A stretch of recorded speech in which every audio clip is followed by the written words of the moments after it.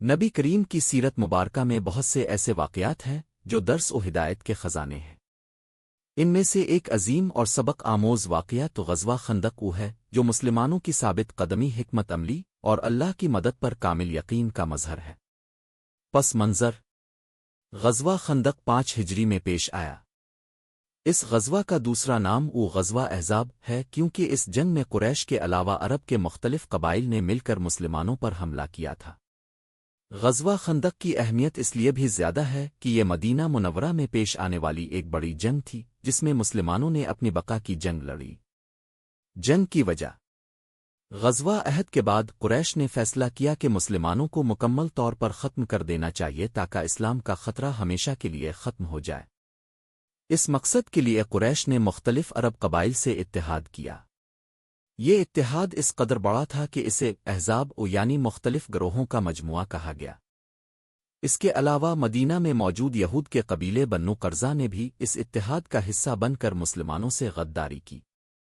خندق کی تدبیر جب نبی کریم کو قریش اور ان کے اتحادی قبائل کے حملے کی خبر ملی تو اپنے صحابہ کرام سے مشورہ کیا کہ اس سنگین صورتحال کا مقابلہ کیسے کیا جائے۔ حضرت سلمان فارسی رضی اللہ عنہ نے مشورہ دیا کہ مدینہ کے دفاع کے لیے شہر کے شمالی حصے میں ایک بڑی خندق کھود لی جائے کیونکہ وہاں سے دشمن کا حملہ ممکن تھا۔ خندق کھودنے کا طریقہ اس زمانے میں عربوں کے لیے نیا تھا لیکن فارس، ایران میں اس کا رواج تھا۔ نبی کریم نے اس مشورے کو قبول کیا اور خود بھی خندق کی کھدائی میں شریک ہو گئے۔ خندق کی کھدائی نبی کریم اور صحابہ کرام نے دن رات محنت کر کے خندق کھودی۔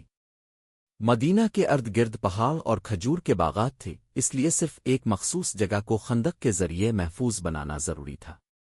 یہ جگہ تقریباً 5 کلومیٹر طویل تھی۔ شدید سردی اور بھوک کے باوجود صحابہ نے خندق کی کھدائی مکمل کی۔ اس دوران کئی معجزات بھی پیش آئے جن میں سب سے مشہور واقعہ وہ ہے جب نبی کریم نے ایک بڑے پتھر کو ضرب لگائی اور فرمایا کہ فارس، روم اور یمن کی فتح کی بشارت ہے۔ قریش اور احزاب کا حملہ قریش اور ان کے اتحادیوں کا لشکر مدینہ کے قریب پہنچا تو انہیں خندق کا سامنا کرنا پڑا جس کی وجہ سے وہ حیران اور پریشان ہو گئے۔ عربوں کے لیے خندق کا یہ طریقہ بالکل نیا تھا اور وہ اس رکاوٹ کو عبور نہیں کر سکتے تھے۔ دشمن نے خندق کے کنارے پڑاؤ ڈالا اور مسلمانوں کو کئی دنوں تک محاصرے میں رکھا۔ مسلمانوں کی حکمت عملی محاصرے کے دوران مسلمانوں کو بھوک، سردی اور خوف کا سامنا کرنا پڑا لیکن ان کی ایمان کی مضبوطی اور نبی کریم کی قیادت میں ان کے حوصلے بلند رہے۔ قریش اور ان کے اتحادیوں نے مختلف طریقوں سے خندق کو عبور کرنے کی کوشش کی لیکن ہر بار ناکام رہے۔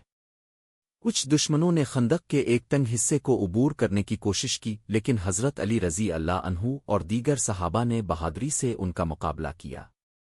بنو قرظہ کی غداری اس دوران مدینہ کے اندر موجود یہودی قبیلہ بنو قرظہ جنہوں نے نبی کریم سے ایک معاہدہ کیا تھا انہوں نے قریش کے ساتھ مل کر مسلمانوں سے غداری کی۔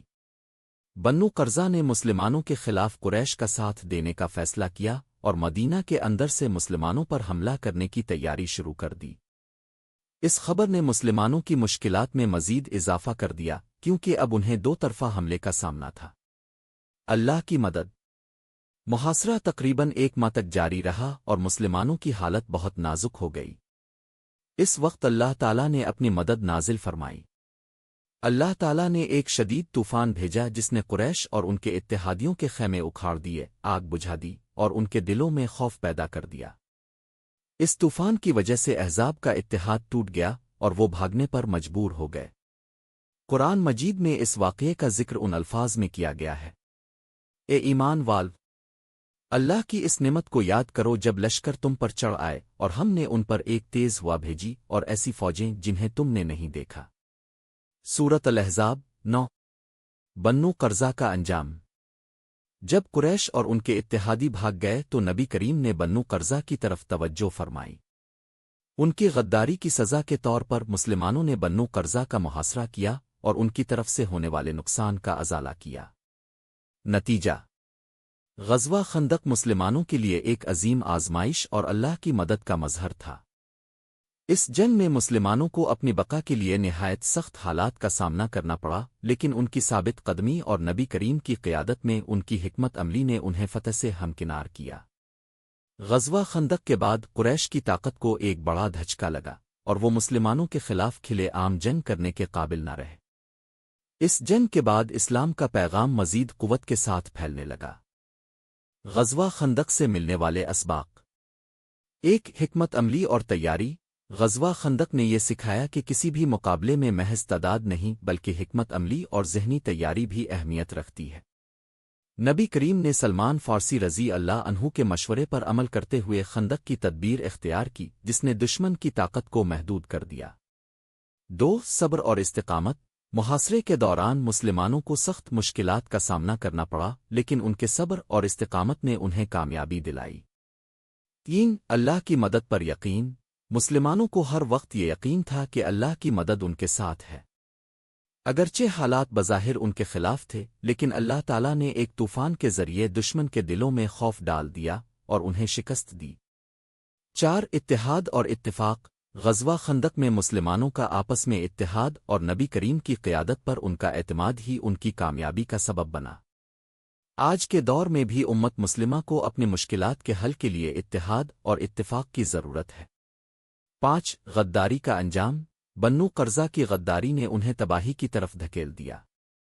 اس سے یہ سبق ملتا ہے کہ غداری اور عہد شکنی کا انجام ہمیشہ بارا ہوتا ہے۔ غزوہ خندق نبی کریم کی زندگی کا ایک اہم واقعہ ہے جو ہمیں صبر، حکمت، اتحاد اور اللہ پر کامل یقین کا درس دیتا ہے۔ اس واقعے نے مسلمانوں کو نہ صرف دفاعی جنگ میں کامیاب بنایا بلکہ انہیں آئندہ کے لیے مزید فتوحات کا حوصلہ دیا۔ اگر آپ کو یہ ویڈیو پسند آئی ہو تو لائک کریں اور اپنے دوستوں کے ساتھ شیئر کریں۔ مزید ایسی دلچسپ ویڈیوز کے لیے ہمارے چینل کو سبسکرائب کرنا نہ بھولیں اور بیل آئیکن کو دبا کر نوٹیفیکیشنز حاصل کریں تاکہ آپ ہماری نئی ویڈیوز کبھی نہ چھوڑیں۔ اگلی ویڈیو میں ملاقات ہوگی، تب تک کے لیے خدا حافظ۔